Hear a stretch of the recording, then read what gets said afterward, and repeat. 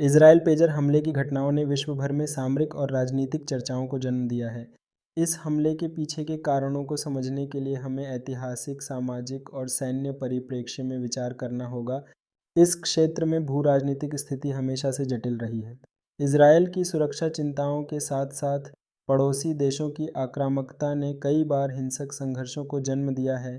Pager हमले एक ऐसे संदर्भ में हुए हैं जहां इजरायल ने अपने नागरिकों की सुरक्षा सुनिश्चित करने के लिए कड़े कदम उठाने की आवश्यकता महसूस की। हमले का एक प्रमुख कारण आतंकवादी संगठनों की गतिविधियां भी हैं। इन संगठनों का इजरायल के प्रति दुश्मनी का पुराना इतिहास है, जिसने सैन्य कार्रवाई के लिए उकसावा दिया। पेजर हमले ने सुरक्षा बलों को चेतावनी दी कि उन्हें अधिक सतर्क रहना होगा और अपने सुरक्षा उपायों को दुरुस्त करना होगा। सामाजिक दृष्टिकोण से इस तरह के हमले जनता में भय और तनाव का माहौल पैदा करते हैं, नागरिकों की मनोबल को प्रभावित करते हैं और उन्हें असुरक्षा के भाव में डाल देते हैं। यह असुरक्षा परिवर्तन के लिए स्वयं को तैयार करने की आवश्यकता को भी बढ़ाती है, जिससे नागरिक और सरकार दोनों तरह की चेतनाएं प्रकट होती हैं।